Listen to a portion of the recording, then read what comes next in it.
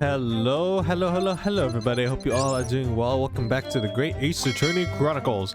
Let's pick up where we left off in pressing these people's testimony. Because I kind of forgot. I always forget. That bloke what owned the place was holding the guns. So he should have just fired instead of yelling at that girl. Hold it! Ah, that's right. We're trying to figure out more about what happened in that room. You're saying that Mr. Winterbanks had a gun in his hand. Oh yeah, bet that was a sight, eh? Them two waving them guns at each other must have been pretty heated. There's two guns? I mean, just before he shouted, we heard the geezer say, if you don't want to get shot. Didn't really sound like he meant it, mind. More of an empty threat, you could say. Mr. Winterbanks was known to keep a revolver on his shop counter at all times. People say that's to protect the articles in his keeping. He'd readily put a bullet in someone's head if required. That someone being himself, of course. Good grief, extraordinary devotion indeed, if alarmingly misguided. Well, he certainly sounded like it was ready to pull the trigger the other night. Only the person he was gonna shoot beat him to it. Cooked his goose proper. Bet he wished he squeezed the trigger instead of wasting time shouting, "Give me that gun!" And it was directly after those words that you heard the gunshot. It was more or less at the same time, Gov. Give me that gun! Bam! Kind of thing. Yes, the career in acting tragically missed. Did I already go over this part? It sounds familiar. Then we heard the sound of someone hitting the deck before everything went dead quiet. After that, we done a slapdash job tidying up the place. I feel like I did that before. I mean, I already went through that. What's this one? Let me didn't even give me a fright. We was thinking the shooter come out of the door to get us. Hold it! So, you didn't try to open the storeroom door then? Not on your life. It was deathly quiet after that, it did. Put the wind right up me. But anyway, the door was locked, weren't it? No way it was opening. Yes, of course. It was locked from the inside, so we've been led to believe. It was, Gov, it was, from the inside. Right, so we had no way of knowing what was going on in there, did we? Unless there was some other way to get a view of the inside of the storeroom, like through the keyhole or spy hole, perhaps. Don't ring no bells, don't light no lights. We had to cut and run before we noticed anything like that.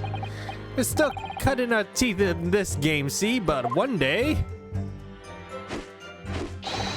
we'll really cut that mustard. Please, cut it out.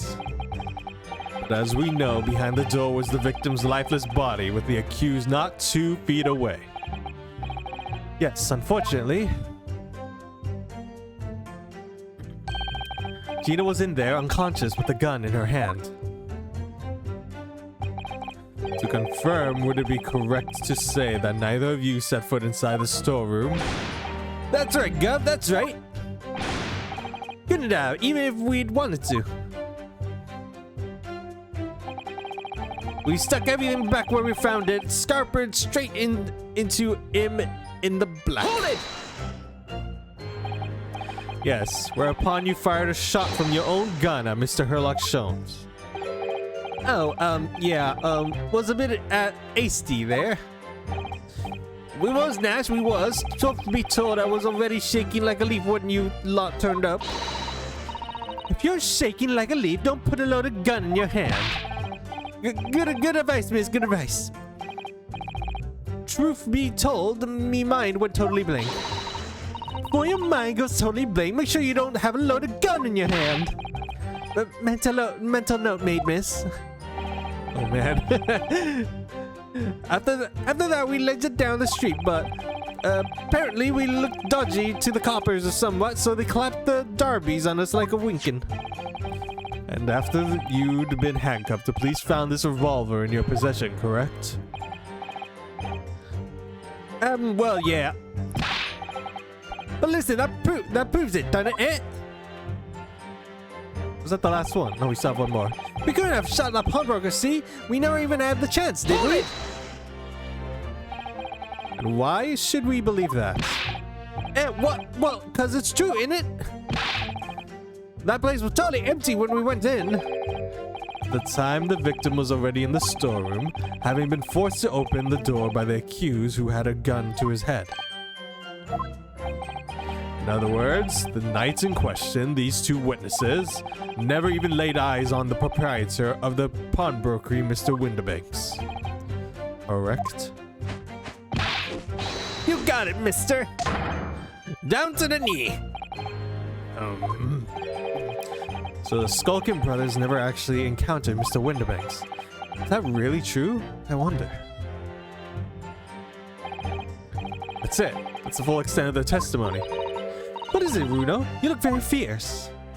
I could pour you some herbal tea if you're tired. Oh, thank you, but I'm fine.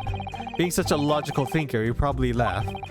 But I feel as though these brothers are still hiding something important.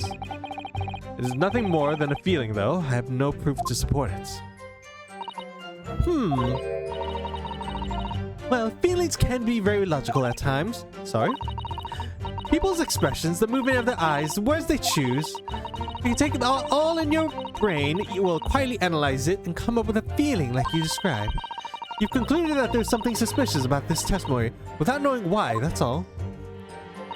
I think you should trust your instincts. Iris, thank you. Sometimes I think if she's 10 years old sometimes, I must be 5. Oh no. Alright, so question is now, do we have a piece of evidence that would say otherwise? So let's look at these. Alright, we did knock a few things over, but we weren't trifling through nothing. I feel like I haven't had a moment where I actually had to present stuff in a long while. Just before the gunshot, we heard a voice yelling, "Give me that gun." Alright, nothing suspicious. The bloke what owned the place was holding a gun, so he should have just fired instead of yelling at the girl. I don't know. This seems kind of weird. I'm gonna save here so I can actually get all the pressing stuff out of the way. Also, make sure I got a save.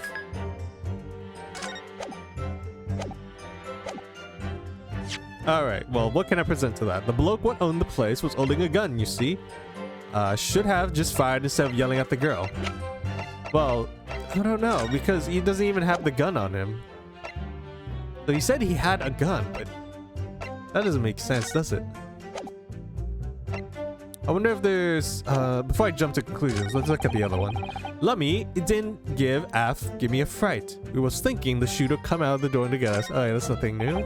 We stuck everything back where we found it and scarped it straight into the black. Okay, I mean, I guess not exactly, but it's still okay. We could have shot the pawnbroker. See, we never had a chance, did we? They said they never had a chance. Was there something that would prove that they did have a chance? Because let's see. At 1, this happened. Then at 1:30, they were gone by that time also. Ooh, this is kind of a tricky one. I can't say for sure what would say to prove whether they did have a chance. Because everything pretty much seems the same all the way through. It's amazing how they actually put it back pretty well. Alright, I'm gonna try presenting this. Or, I don't know. It's kind of a tricky one. This one might be. Oops. There we go. Then again, blah blah blah. Shooter come out next door. The bloke owned the place. So just fine. You know what? Before I try presenting everything, let me try pressing everything again and see if we can get a reaction. Hold it! Because I remember sometimes that we have to press everything once through and then we get a reaction from somebody the second way through. I'm not gonna read all this same text unless we got something new. Let's see. You know what these guys remind me of? They remind me of just Wario and Waluigi. Waluigi. That's exactly what these two remind me of. And what's very distracting is the one that I'm thinking is Wario has very chubby cheeks that whenever he moves is like exactly like that. Flings around. Hold it! Yeah, right now I'm just trying to see if I can get a reaction shown anywhere. Because if no reaction comes, that means I do have to present some sort of evidence.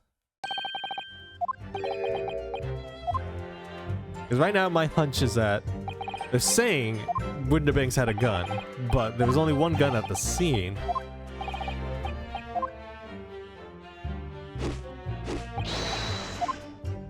Yep, there they go, swearing on their granny's life. Okay,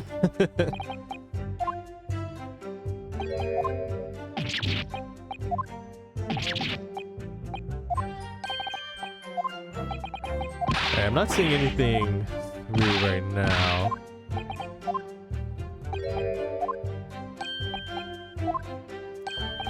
But seriously, feels like it's been a while since I've had a situation where I actually had to look through everything and consider what evidence to use. Normally, you just press everyone enough times and they start being like, next scene. Next scene. Let's see. You know what? Let's see if we can try pressing. Oh, not pressing, presenting something. Because he's saying the Winterbanks was holding a gun, so she should have just filed instead of yelling at the girl. Let's show this photo because I think this one actually shows her holding the gun. I might be wrong, but I'm alright with taking it wrong. Objection! You're saying that on the night in question, the victim, Mr. Winterbanks, was wielding a gun. Is that correct? That it, Gov. You got the picture?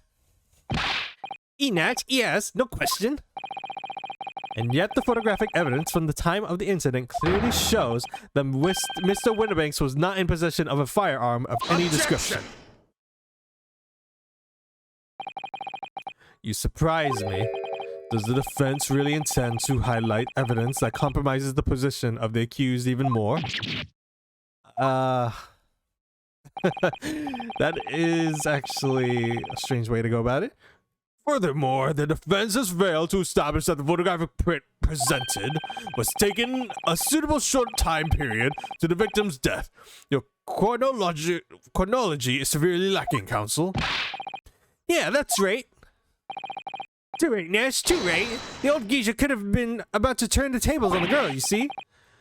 Hardly likely. No, I'm afraid it won't stand. I'm afraid this won't stand as conclusive evidence. So wait, did I go in the right thing?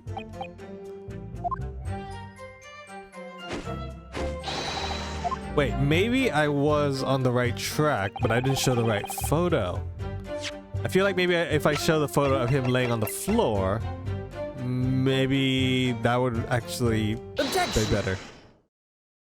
Whenever the music stops, that means I did something right. Or half right in the last case. So you're saying that on the night in question, the victim, Mr. Winterbanks, was wielding a gun. Is that correct? That's right, Gov. You got the picture? Inez, no question. And yet, the photographic evidence obtained immediately after the incident clearly shows that Mr. Winterbanks was not holding a firearm of any description. I mean, apparently I was on the right track. I just didn't show the right photo. You what? But Bennett, that ain't right. Objection! There can be no question that the victim's revolver was used in the incident. I would remind the court that Mr. Winterbanks' gun was found at the scene. Not only was it identified as the murder weapon, but it was found in the accused's hand. Hey, that Multooler used the victim's own gun to finish him off? Give me that gun! Bam! Anything. Hold it! Stay exactly where you are, right there. Yeah. If the crime scene had taken place as you've so colorfully described in your testimony, it would give rise to an undeniable and significant inconsistency in the final moments you just acted out. Goodness, are you sure, counsel?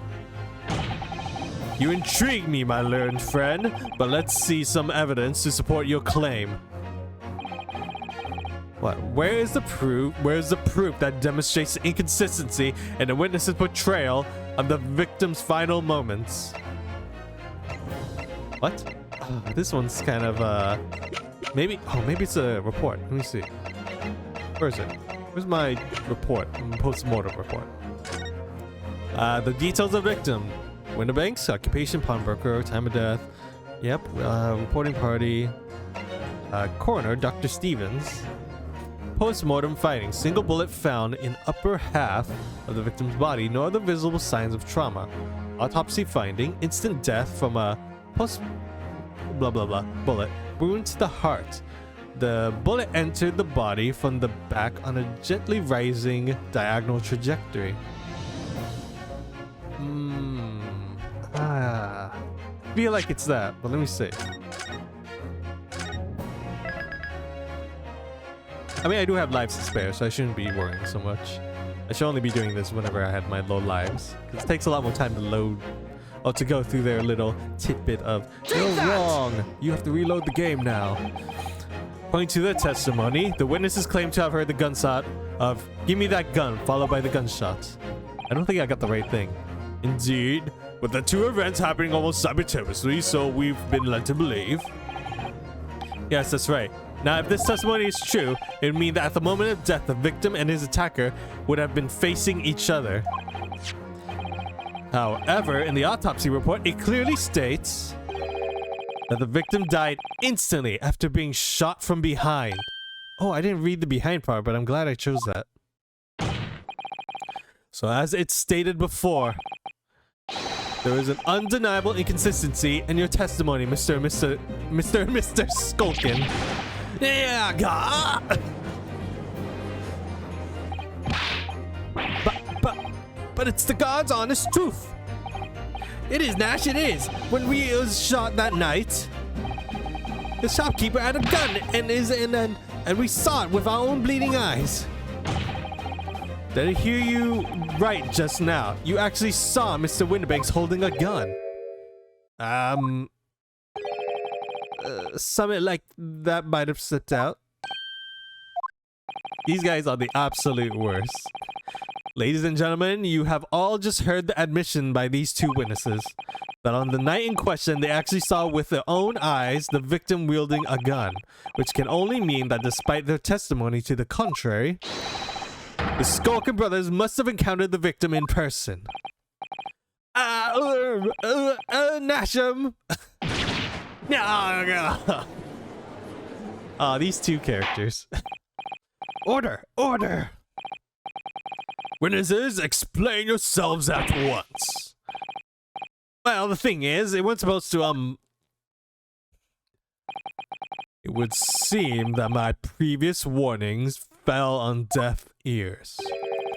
I made it quite clear that false witnesses would be the death of you. Am I to understand that you replace the untruths of your original testimony with renewed lies? Ever so sorry, Governor. Truth is, see, with, cut it out, Nash, cut it out. If we blab now, you know what it'll do to us. What are they talking about? Let me make your position here perfectly clear. You will talk. There is no other option available to you. Bruv, come on, the game's up. But all of our guts get for garters. In case it hasn't quite sunk in yet, no matter how hard you try to hide it, the truth will come out. On the night in question, it is now apparent that you brothers met face to face with the victim. I demand that you testify again to explain the precise circumstances under which this meeting took place. Well... Do we have to? On pain of death, I suggest you make yourselves fully aware that this is your very last chance to tell the truth. Alright, what are they gonna say this time? Is it the truth? These enough of these people countering with the victim. Alright, so we've just got inside the gap and Eve a sign of relief when the geezer showed his mug. Give me that gun, he bellowed, and then he flew at us like he was possessed. I thought we had it. Oh, so he came at them because they had a gun. But old geezer he broke was strong as an ox. He chucked me over the counter. I put my gun on him, and then he legged it for that door into the back room. He never had nothing to do with killing him. That's all what happened, I swear. I don't buy it. But I feel like there's something more going on here. So you're now telling us that moments before the victim was killed in the storeroom, you in fact encountered him in the main part of the shop. Well, yes, sorry. Well, we find ourselves at an interesting juncture. This changes matters considerably. But honest, Governor, this time, Nash, this time, we ain't got nothing more to hide. Very well, counsel of the defense, you may proceed with your exact cross-examination. Yes, my lord. This is it. The moment I've been waiting for. Cross-examination time. Alright, so we just got inside the gap and Eve a sigh of relief when the geezer showed his mug. And press. Hold it! When you say geezer, I presume you mean the victim and the proprietor of the shop, Mr. Winterbanks. Who else? Sorry, I mean, that's right. We was keeping a close eye on the entrance to the gaff, obviously. But we never thought no one was gonna come out of the back room like that. The back room being the pawnbroker's storeroom. Yeah, it must have been where it popped up from. Only place he could have been. So it would seem the victim was already in the storeroom when the brothers entered the premises. Which means Giddy must have been in there at that point as well. But that doesn't make sense, does it? If Gina had threatened Mr. Winterbanks into the storeroom with her at gunpoint, then why would he have emerged from the same room all alone when the brothers arrived? Oh, I don't know. Did you see the cues at the time? What? That Moltura couldn't tell you. No way, Cobber. We had bigger fish to fry then. I mean, the old geezer just lost it. Give me that gun, he bellowed, and then he flew at us like he was possessed. I thought we had it. Hold it! You mentioned that Mr. Winterbanks shouted those words in your previous testimony too. However, you claimed that you heard him yelling them on the other side of the storeroom door. Oh, did we? But the truth is, he was shouting those words at you, wasn't he? Well, yeah. Was the victim, Mr. Winterbanks, wielding a gun at the time? Was he ever? Blimey, blummy. A great ugly barrel ad poised straight at front of my frontispiece. So what you're saying is, you definitely saw Mr. Winterbanks with the gun at the time. Is that right? It is, Gov. It is. Spot on. Then all of a sudden he came at us. He did. It was like Bedlam. I didn't know who he was going for. You were clearly all going for each other. Like Nash said, we thought we had it. I mean, for an old geezer, the bloke was strong as an ox. He chucked me over the counter. Yes, I noted that you mentioned that the counter in your previous testimony too. Well, yeah, of course we did. He's knocked over a load of books, a candlestick, and some skull and whatnot. That got tangled in some marionette, what knocked over a picture frame, who knocked over them scales on the floor. So in fact, it wasn't the sound of the gunshot that shocked you and made you knock those things over the counter. Well, Big Bruv went flying over the counter like a gunshot, I can tell ya. Then the old geezer pinned him. He did, Nash, he did. If you hadn't been there, the bloke would have flattened me like a bloomin' pancake in seconds. At the time in question, the alarm was raised at the local police station via a secret cable from the pawnbroker. There is a button under the counter used to activate it, which was presumably pressed by the victim. That's right. When the brothers fled the scene and back into the streets, they ran straight into the arriving police, didn't they? Poor Mr. Winterbanks. He did everything he could to protect his shop. shoved me gun on him, and then he legged it through the door into the back room. Were you intending to shoot Mr. Winterbanks? No, never. I was just, you know, looking out for your breath, weren't I? He was being flattened, don't forget. By a man whose shop was being burglarized, yes. And then the victim fled into the storeroom when you pointed your gun at him. Is that it? Yeah, that's it. He shoved me away, then ran off through that door and shut himself in. There's something about that last remark. Something that doesn't quite ring true. I wonder why Mr. Winterbanks ran away into the storeroom. What? Well, according to what everyone's saying, Ginny was in there waiting for him with a gun. Ah, yes, that's right. Gina allegedly used Mr. Winterbanks' gun to threaten him and force open the storeroom door. In which case, how did the gun end up in Mr. Winterbanks' hands again? I have no idea, but that is strange, isn't it? This little inconsistency could be significant. I should make a mental note of it. Look, the point is, me and my brother here. That's right, Ness, that's right. Me and my brother here. We never had nothing to do with killing him. That's what happened, I swear. Hold it! You say you had nothing to do with it. Nothing at all. Nothing, Gov, nothing. The old geezer went and shut himself in the back room, didn't he? Locked it was from the inside. We know it was because we tried to open it. But it's a decent door, that good one. Strong, good and strong. Wouldn't budge an inch. So in the end, the situation remains unchanged. Inside the storeroom with the pawnbroker, there was only one other person. So the sole person who could possibly have shot the victim, the accused, Miss Gina Lestrade. It would appear so. What do you say to that, counsel? Don't know.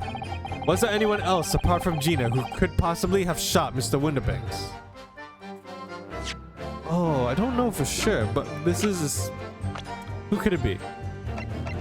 We have Mr. Winterbanks. Right here. He was in the room, apparently. We have this random guy that we have never seen ever again. Was there anyone else apart from Gina who could have possibly shot Mr. Winterbanks? In the safe wall, I think. Oh, actually, we should probably end this part here. So, yeah, we'll pick this up next time. So thank you all so much for watching. Remember to like, comment, share, subscribe, and until then, I will see you all later. Goodbye.